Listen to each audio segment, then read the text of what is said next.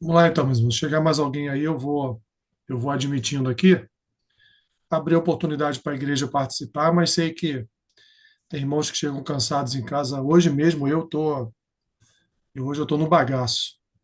Trabalhei em três processos grandes lá de licitação, minha mente tá ofuscada pelo cansaço. Então eu compreendo que às vezes os irmãos não podem participar e tem outros também que até nem sabem, né, como clicar lá no link e participar também do encontro, né? Então vamos lá, só para fazer aqui uma retrospectiva, nós deixa eu pegar aqui, estamos trabalhando com esse livro aqui, né, que é uma pergunta, você escolherá o deserto? Foi até uma sugestão do nosso último encontro do outro livro, uma sugestão que o Nilson deu, da gente trabalhar em um outro assunto, coisas mais que tem a ver mais com a nossa vida espiritual, embora aquilo que nós estávamos falando não é que não tivesse, mas era algo muito dirigido, né, para a questão de masculinidade, casamento, filhos, que também é bom, né? Enfim, Sim. mas assim, só participou o pessoal raiz, né? É pena que não tinha Nutella aqui com a gente na para participar daquilo, né? Para ver as questões aí da masculinidade, não de machismo, masculinidade cristã, né? Mas então nós mudamos o conteúdo do nosso papo com os homens no sentido de ir a fundo mesmo na espiritualidade. Eu já tinha lido esse livro já alguns meses atrás coincidentemente eu estava começando a ler novamente ele, porque assim foi um livro que mexeu muito comigo nessa questão de relacionamento com Deus, através da vida de João Batista, né? Uma vida assim, um ministério curto e que aos nossos olhos, aos olhos do homem, foi um ministério de insucesso, né? Podemos dizer assim, porque ele cumpriu lá a sua missão, a missão que lhe foi atribuída de apresentar, preparar o caminho, depois apresentar o Messias, e aí logo depois ele teve a cabeça decepada. Então nós temos o costume de olhar para João Batista como um homem comum, mas aí quando eu li esse livro eu fiquei assim bastante incomodado de realmente ver que João Batista não tinha absolutamente nada de comum.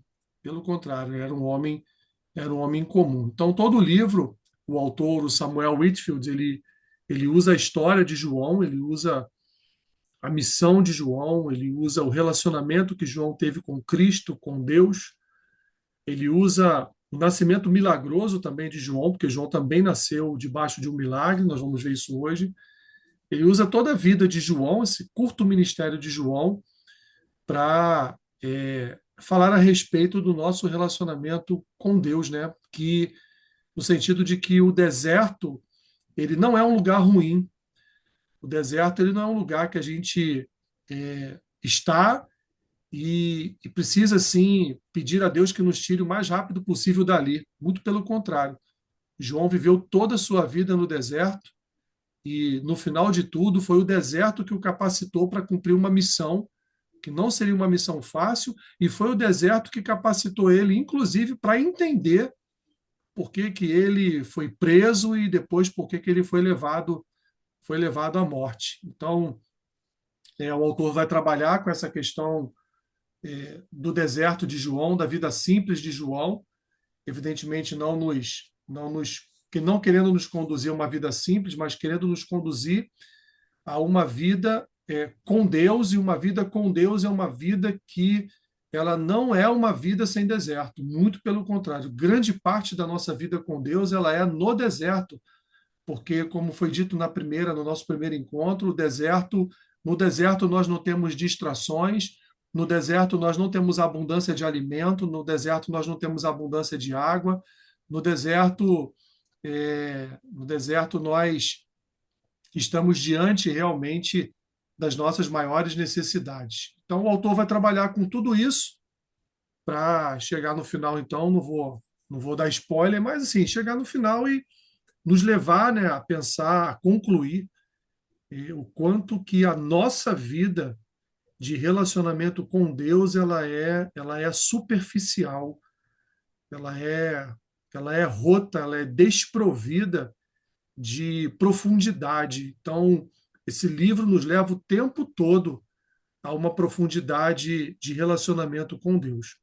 Os primeiros capítulos são capítulos introdutórios, em que ele vai falar um pouquinho, como já falamos no encontro anterior, ele vai falar um pouquinho a respeito desse ministério de João, né?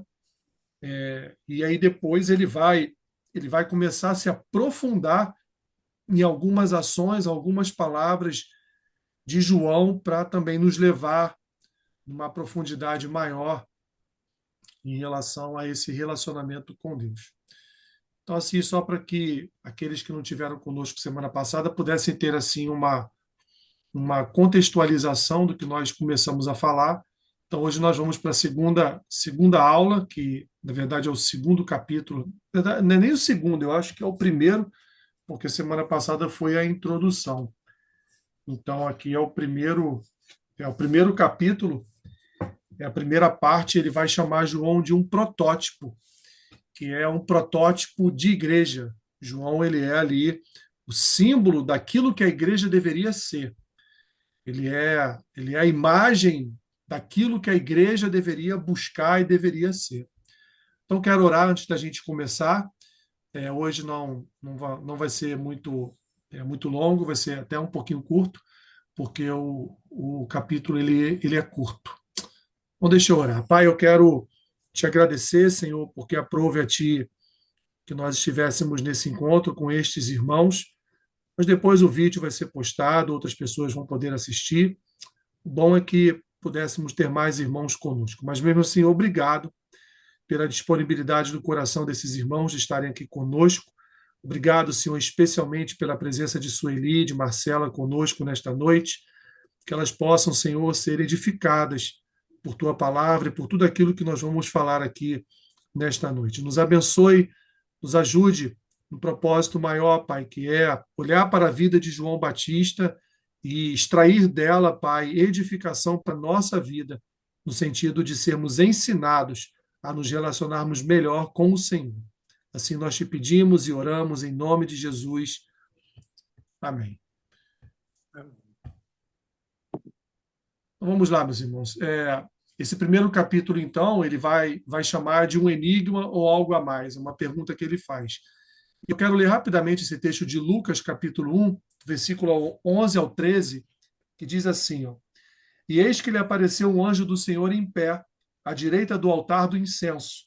Vendo Zacarias, turbou-se e apoderou-se dele o temor.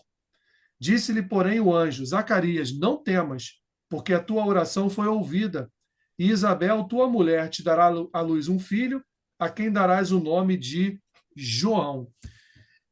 Para vocês, esse encontro de Gabriel com Zacarias dentro do templo, anunciando o nascimento de um filho, anunciando o nascimento de João, a bênção do nascimento de João, é muito parecida com que tipo de mensagem também de nascimento de uma outra pessoa? Lembram? De Jesus? Do próprio Senhor Jesus, né?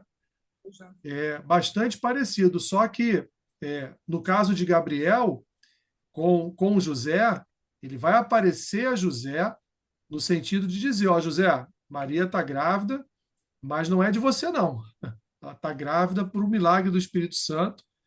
Então, ó, tu pega ela, rapa daqui, né, e toma ela como tua mulher, porque depois que Jesus nascer, ela vai ser de fato a sua esposa e vocês, né, no futuro aí terão, em resumo, terão outros filhos. Então, vemos aqui Gabriel nesta mensagem para Zacarias, bem parecido com a mensagem dele para José, só que agora no sentido de que não, de fato, esse nascimento de João é um nascimento, podemos dizer, carnal, né? É um nascimento mesmo do relacionamento entre Zacarias e Isabel. Isabel, que era prima de Maria, e, portanto, João Batista e Jesus tinham esse relacionamento, esse parentesco, né, entre eles dois. Mas falando aqui de João Batista, meus irmãos, apenas para ilustrar como se deu o anúncio da chegada de João Batista, muito parecido com o anúncio da chegada de Jesus, mas vamos ver lá em Mateus, nesse anúncio, que o anjo diz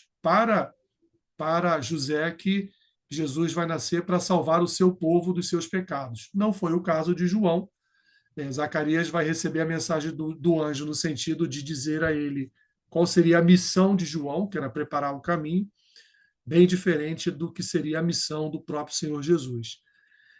Então, meus irmãos, todos olham para João Batista como um sujeito excêntrico, né? E não tem como não lembrar do Jesus Cristo voltará, né? Que coincidentemente o nome também era João, né? Todos lembram dele aí em Nova Iguaçu, com aquele Fiat 147, andando pelas ruas do município e sempre berrando, né? Jesus Cristo voltará, voltará, voltará. Quem não se lembra dele, né? Do nosso finado irmão João. Então, João Batista era muito parecido com ele, ou ao contrário, ele um pouco parecido com João Batista, ele só não vivia no deserto e não se alimentava de gafanhoto nem de mel silvestre, né? Mas ele era assim, tinha um tipo de vida bem parecido com João, anunciando a volta do Senhor Jesus. Então, João Batista era um homem excêntrico. Excêntrico por quê? Porque ele se recusou desde o início a morar em Jerusalém ou morar em alguma outra cidade de Israel. Ele foi morar no deserto como um eremita e ali então viver uma vida solitária, uma vida no deserto, uma vida se dedicando única e exclusivamente a se preparar para aquela missão que Deus havia entregue em suas mãos. Então, ele, aos olhos daqueles cidadãos que moravam nas cidades, João era um homem estranho, João era um homem esquisito. Talvez ele até transmitisse a imagem de um sujeito que não tinha muita higiene pessoal, desprovido de beleza física, desprovido, enfim, de cuidados especiais, né? Mas João carregava algo, meus irmãos e minhas irmãs, que nenhum outro homem no seu tempo carregou. Talvez aí a maior mensagem profética de todos os tempos, que era exatamente anunciar a chegada do seu primo, mas ao mesmo tempo Deus encarnado aqui na terra, pisando aqui na terra para trazer salvação para o seu povo. Então a vida de João Batista não era a vida de um homem que era relaxado, mas era a vida de um homem que ele tinha foco na sua missão. Ele queria permanecer focado e separado totalmente para cumprir a missão que Deus havia atribuído a ele. E era um homem que acreditava nessa missão. Era um homem que acreditava na promessa descrita nas Escrituras da vinda do Messias. Era um homem que confiava na mensagem profética do Antigo Testamento. Era um homem que confiava nessa promessa da vinda do Messias. Ele foi ungido ainda no ventre de Isabel, foi vocacionado pela mensagem do anjo a Zacarias, como aquele, portanto, que seria o responsável por preparar o caminho do Salvador. Vamos aqui ser francos, né? Um homem com essa posição e com essa missão, certamente não poderia ser qualquer homem, né? Não poderia ser um homem que viesse a ter uma vida comum. Então, a vida de João Batista era uma vida incomum. E aí nós temos o nascimento de João, ele foi anunciado pelo anjo Gabriel. E olha que coisa interessante, meus irmãos. O anjo que assiste diante de Deus, chamado Gabriel, ele apareceu apenas 4 vezes nas Escrituras. As 2 primeiras vezes que ele apareceu foi no Antigo Testamento, no livro de Daniel, especificamente nesse livro, Gabriel apareceu 2 vezes a Daniel, e depois mais 2 vezes no Novo Testamento. Mas no Novo Testamento ele apareceu a primeira vez no anúncio da vinda de Jesus a José, e evidentemente também lá a Maria, né? E depois ao anunciar o nascimento de João Batista a Zacarias. Então, no Novo Testamento, Gabriel aparece duas vezes, anunciando o nascimento de Deus, olha que coisa, e anunciando o nascimento daquele que iria preparar o caminho para a chegada de Deus, para a chegada do Salvador. Portanto, não era, de fato, um homem comum, era um homem extraordinário, com um nascimento extraordinário, com uma vida extraordinária e com uma missão extraordinária. Então é evidente, meus irmãos, que João não poderia ser um homem comum do seu tempo. E outra coisa, João foi o primeiro pregador do Novo Testamento. Não foi Jesus, não foram os apóstolos no livro de Atos, não foi nenhum outro homem registrado nos evangelhos que não fosse João. João foi o primeiro pregador do evangelho. Por que pregador do evangelho? Porque ele pregou as boas novas de salvação. Ele pregou a chegada do Messias, ele pregou o arrependimento e o juízo vindouro depois da vinda do Messias. Temos isso registrado em Marcos e também em Lucas. Eu já estou aqui em Lucas, Lucas 3,18, diz assim: assim, pois, com muitas outras exortações, anunciava o evangelho ao povo. Então, o próprio livro de Lucas, no capítulo 3, versículo 18, vai dizer que João Batista ele anunciava o evangelho. Então, ele não anunciava nenhuma outra palavra, ele era um pregador do evangelho. Então, João foi o primeiro homem a ser enviado por Deus no Novo Testamento a pregar o evangelho, né? Tanto é que essa palavra enviado, ela é originária do termo apóstolo, que seria aí a base evangelística para a pregação apostólica, né?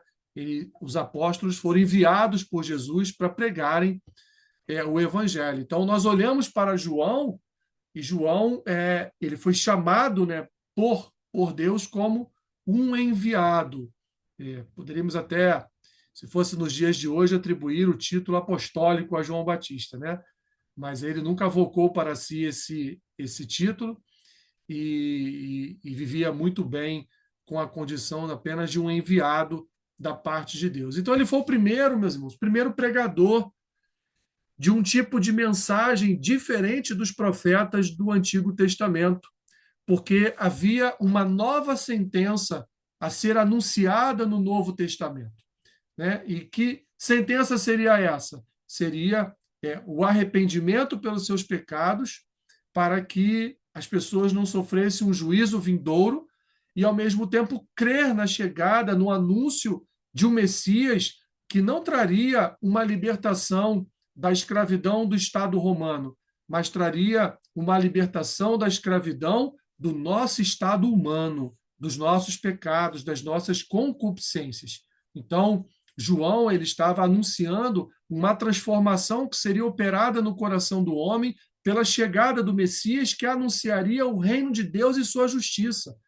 Então, João ele está trazendo um tipo de pregação em que pese essa pregação está também entre linhas lá nos antigos profetas, os profetas do Antigo Testamento, mas ele agora ele tem a missão de trazer o quê? De trazer o cumprimento dessa missão, de profetizar o cumprimento dessa missão. E ele, então, quando se encontra com o Messias, e quando Jesus pede a ele, né, olha, quero ser batizado, ele, então, batiza o Senhor Jesus e ele ouve a voz que vem do céu dizendo que esse é o meu filho amado em quem me alegro, em quem me comprazo, e ali a pomba, representando o Espírito Santo, pousa sobre o Senhor Jesus.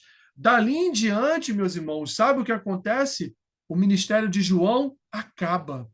Isso é que é assim uma coisa espetacular, porque ele anunciou a chegada, ele preparou o caminho. Então, quando Jesus chega e é batizado como um ato de preparação para um ato de preparação e confirmação do seu ministério, a partir de então, a gente não vê mais nas Escrituras esse registro muito grande de João Batista, a não ser, né, a sua pregação contra o que Herodes estava fazendo, contra Herodias, e ali então a sua prisão e logo depois a sua morte. Tanto é que há um momento da vida de João que João está preso e ao receber a visita de um dos seus discípulos, né, ele pede aos seus discípulos que vá até Jesus e faça a seguinte pergunta ao Senhor: Tu és mesmo o Messias? Porque, meus irmãos, João também era homem comum, né? Em que pese a sua missão, em que pese a sua extraordinária e penosa missão de preparar o caminho e anunciar a chegada do Messias, João era um homem comum e ele foi preso e pensou: acabou? É isso mesmo? Eu agora vou ser julgado por esse homem ímpio, vou ser morto, e assim, e acabou a minha missão, eu cumpri tudo aquilo. Será que ele é mesmo o Messias? Será que eu anunciei a pessoa correta? João tem essa dúvida. E nos evangelhos, entre linhas, há até uma espécie assim de partidarismo por parte dos discípulos de Jesus com os discípulos de João Batista, justamente porque, poxa, Jesus agora está andando por tudo quanto é lugar, anunciando o reino de Deus, anunciando sua justiça, anunciando salvação, anunciando transformação, né? E João, que foi aquele responsável por preparar todo esse caminho para Cristo, está preso? Como assim? Então, havia essa preocupação na cabeça de João de fato olhar para Jesus como o verdadeiro Messias no seu lado humano, que era o único lado que ele tinha, né? Ainda na sua pecaminosidade adâmica. Então, João, meus irmãos, ele foi o primeiro pregador, o primeiro profeta do Novo Testamento a pregar ali uma mensagem que seria uma mensagem diferente daquela, um pouco diferente daquela anunciada pelos profetas no Antigo Testamento. E detalhe, João não viu é, os 3 anos de ministério de Jesus, João não viu os vários milagres que Jesus realizou, João não viu a crucificação, a ressurreição e o derramar do Espírito Santo lá em Atos 2. João não viu absolutamente nada disso. Ou seja, João foi um soldado que foi para a guerra, batalhou, venceu, mas antes de ver a vitória do seu exército, né, antes de ver a vitória do seu general, ele morreu. Simplesmente perdeu a sua vida, teve sua vida ceifada, e ele não experimentou da graça de ver tudo se cumprindo na vida, morte e ressurreição do Senhor Jesus. E detalhe, se Cristo assim quisesse, meus irmãos, teria livrado João, inclusive da prisão. Como no livro de Atos, o Espírito Santo vai livrar, em alguns momentos, os apóstolos de Jesus também das prisões. Então, mas nos parece que esse era o desígnio de Deus para João. Olhamos para João até assim, nos lembrando um pouco de Enoque, né? Quando diz lá em Gênesis, Enoque andou com Deus e Enoque já não era mais. Ou seja, Enoque já foi, já partiu, teve uma vida curta, né? Porque o simples fato de andar na presença de Deus faz com que Deus, em alguns casos, leve mais rápido esse servo logo para perto dele, né? Antes que ele faça alguma besteira aí e se desvie do caminho. Brincadeiras à parte, João, então, teve esse ministério aos nossos olhos, meus irmãos, um ministério de completo insucesso pessoal, em que pese ele não ter visto o resultado da sua pregação mais à frente na própria vida do Senhor Jesus. Então, João, ele anunciou o que os profetas, em seus oráculos, anunciaram sobre o Messias. E aí há algo fabuloso que nós comentamos um pouco na primeira aula e que o autor ele comenta um pouco mais nessa segunda.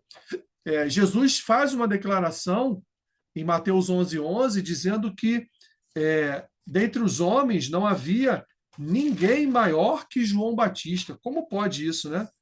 Mateus 11:11 diz assim: em verdade vos digo, entre os nascidos de mulher, ninguém apareceu maior do que João Batista. mas o menor do reino dos céus é maior que ele. O autor trabalha um pouquinho com essa questão de maior e menor, e a gente vai ver um pouco mais na frente. Então, Jesus considerou João o maior, não falou de mais ninguém como falou de João. Jesus, em nenhum momento, ele fala de qualquer outro homem com essa envergadura como ele falou de João Batista. E ainda permitiu ser batizado por ele, né? E anunciado como Messias pelo próprio João Batista.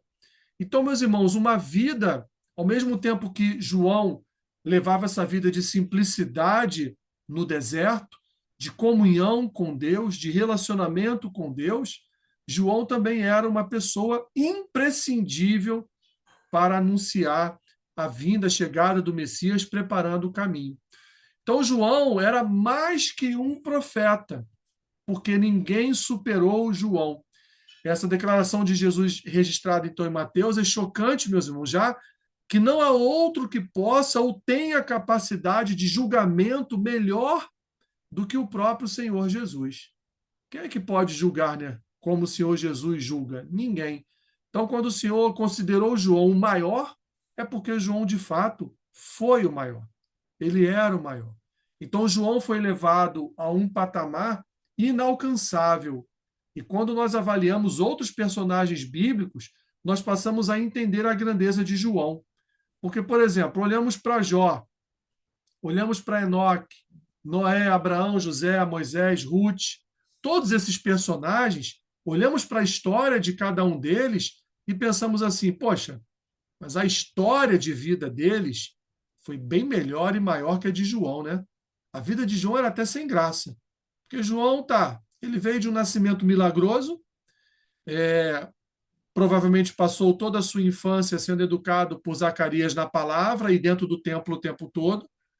E aí, quando ele se tornou adulto, simplesmente pegou sua mochila e foi morar no deserto.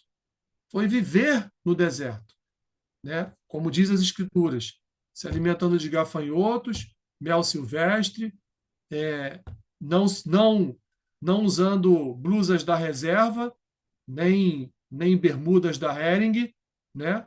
Mas usando praticamente trapos no deserto, vivendo uma vida simples. Então, se você olhar para a vida de João, não tem nada de excepcional na vida dele.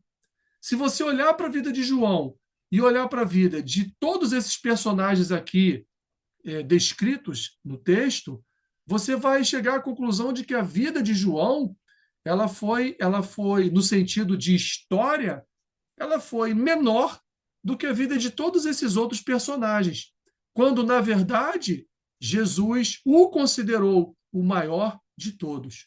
Quando na verdade Jesus, com essa declaração, Jesus disse: olha, a história de João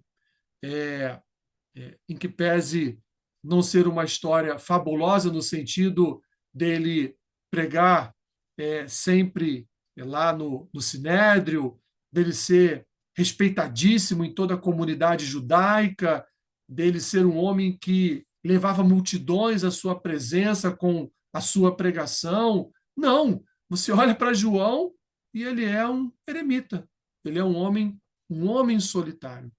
Então, meus irmãos, aos nossos olhos, parece que a vida de todos esses personagens bíblicos foi mais impressionante do que a vida de João.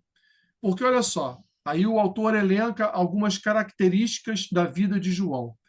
Não teve um longo ministério, como eu disse, o ministério dele foi curtíssimo, e o ministério dele praticamente termina após o batismo de Jesus. Quando Jesus cumpre a palavra que está registrada em Isaías, se eu não me engano, Isaías capítulo 9, Jesus vai para a Galiléia dos gentios e lá então inicia o seu ministério no meio dos pecadores. Começa ali a cumprir o seu ministério. E João Batista acontece o quê? Ele some da história e só reaparece sendo preso e logo depois sendo decapitado. João, meus irmãos, percebam, ele não operou nenhum milagre. Você não vai ver João operando qualquer tipo de milagre. Ele não liderou nenhuma nação como Davi liderou. Ele não teve nenhuma revelação ou visão profética como Isaías e Ezequiel. Ele não esteve em uma cidade grande, não vivia em Jerusalém, por exemplo. Ele não viveu uma vida longa como Daniel. Ele não fez parte, isso aqui é interessantíssimo. Ele não fez parte da vida e do ministério de Jesus. Vocês nunca se fizeram essa pergunta? Por que depois do batismo de Jesus, João não foi andar com ele?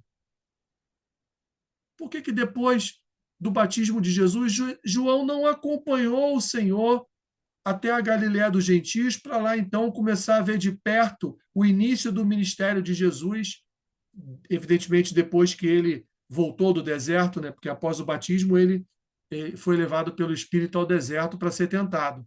Mas no início da sua pregação, do seu ministério na Galiléia dos Gentios, onde estava João? João era seu parente, João era seu primo, João era da sua família. João é, é, teve contato com o Senhor Jesus no ventre, porque o texto em Lucas nos apresenta quando Isabel e Maria se encontram grávidas, os meninos eles se movem dentro do ventre de ambas. Porque então agora que ele apresentou, preparou o caminho, batizou, por que ele não foi andar com Jesus? Meus irmãos, isso é um mistério. Isso é um mistério. Então ele não fez parte nem da vida e nem do ministério de Jesus. Ele não tinha nada na sua vida que justificasse ser avaliado por Jesus como o maior de todos. Nada, não havia nada em João que atraísse pessoas, que atraísse outras pessoas para estarem perto dele. E aí nós vemos como as nossas definições de grandeza, de sucesso, são deturpadas, meus irmãos. Como a nossa visão é completamente diferente da visão de Jesus. Eu lembro, como eu lembrei na aula anterior, eu lembro de Samuel, né? Samuel olhou todos os irmãos de Davi e Deus dizendo: não é esse, não é esse, não é esse, não é esse. E Samuel deve ter chegado no último e pensado assim: pô, Deus está me enganando, né? Tem alguma coisa errada aí, não é possível. E aí, Jessé, acabaram seus filhos? Não, tem um garoto lá que toma conta das ovelhas, ele é pastor, mas ele é um, é um zero à esquerda. Davi não serve para nada, né? E aí, por isso que o texto bíblico diz: te tirei de detrás das malhadas. Ou seja, é como se Davi realmente fosse um nada na família do pai dele, na família de Jessé. E aí, quando ele chega diante de Samuel, Deus fala para Samuel: eu não olho com seus olhos, eu olho com os meus olhos.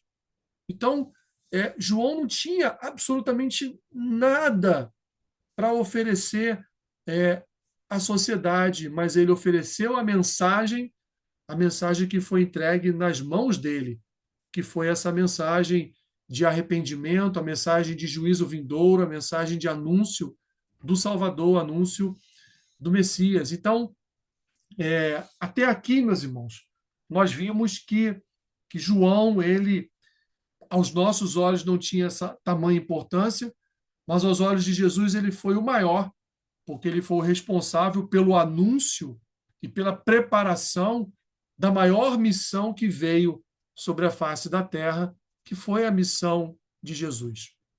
Mas a partir do seu batismo, ou melhor dizendo, para nos colocarmos aqui dentro do tempo correto, depois que Jesus iniciou o seu ministério na Galiléia dos gentios, nós vamos ver, meus irmãos, que todos os evangelhos passam a dar uma atenção maior a Jesus.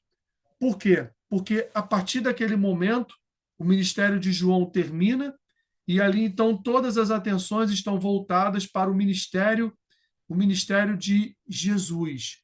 Ou seja, Jesus agora, a partir do início do seu ministério, Jesus vai ter a primazia da palavra.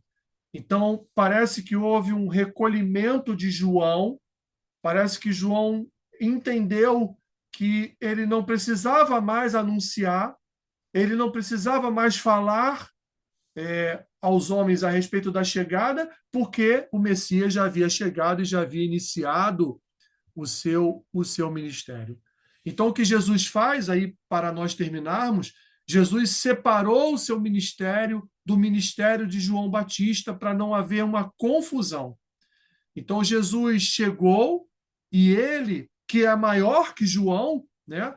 Ele então se separa de João, e aí é desse ministério que, a partir de então, todo o povo vai passar a desfrutar. É do ministério do Senhor Jesus. Então, meus irmãos, o autor ele vai trabalhar, ele trabalha nesses dois primeiros capítulos com eu falei que essa parte ela se chama protótipo, né? Porque ele vai explicar mais à frente. É um tipo de vida espiritual que o autor entende que a de João Batista é o tipo de vida espiritual ideal para a igreja, ideal para todo crente.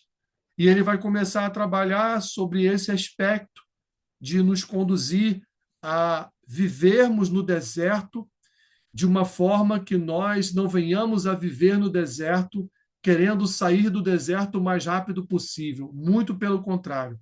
Ele vai nos ensinar através da vida de João que permanecer no deserto é a melhor escolha para uma vida espiritual com Deus. Permanecer no deserto é a melhor escolha de vida com Deus. E aí, meus irmãos, quando ele fala em deserto, ele não está falando em problemas, porque às vezes a gente pergunta ao irmão, e aí, meu irmão, tá tudo bem? Tá tudo na paz? Ele, rapaz, estou passando por um deserto, né?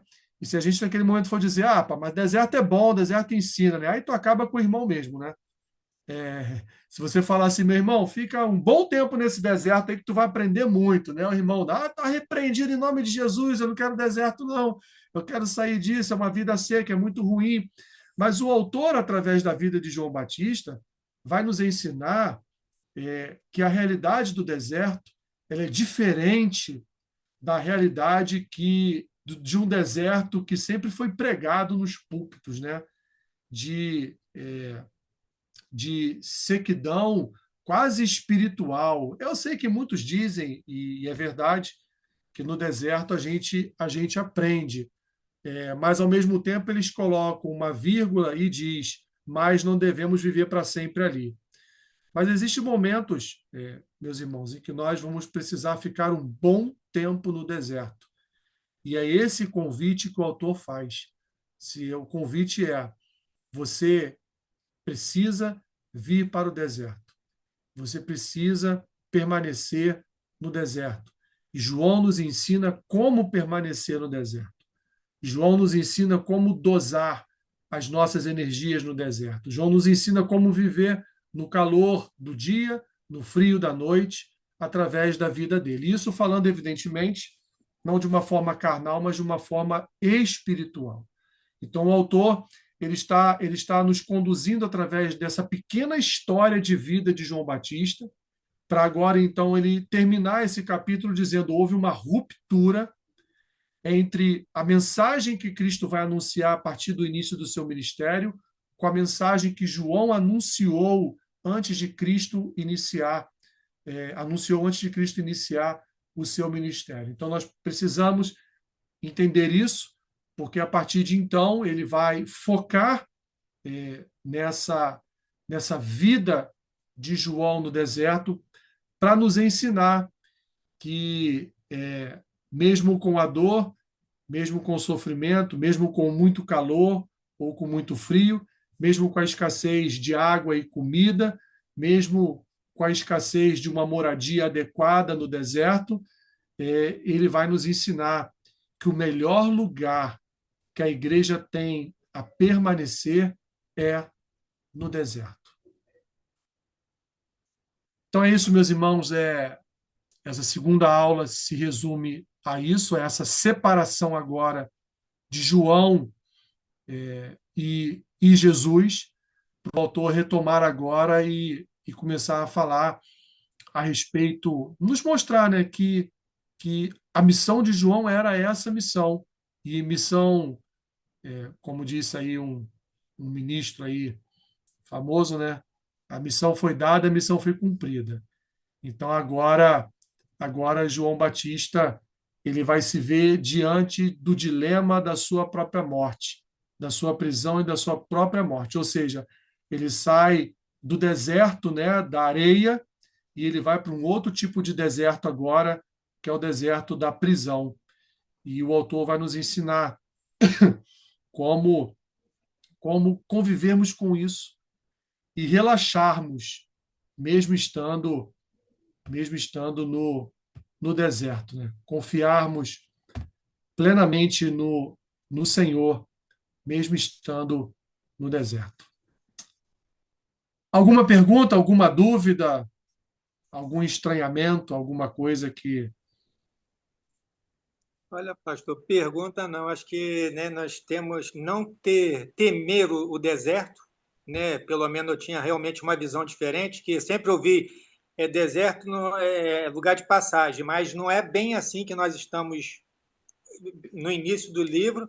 Acho que nós não precisamos temer e louvar o Senhor pelo Senhor, por ter essa dedicação de estar aqui ministrando com a gente, e, né, que também nós somos também abençoados tremendamente, né? Porque são lutas que nós temos, todos aqui com certeza, né? Tem situações a resolver, tem nossos trabalhos, chegamos, mas louva a Deus, para a honra e glória do Senhor, estamos aqui aprendendo um pouquinho mais para nos aproximarmos desse Deus tremendo. Que Deus abençoe a sua vida, né? E que possamos aprender cada vez mais que o deserto faz parte da nossa vida, sim. Né?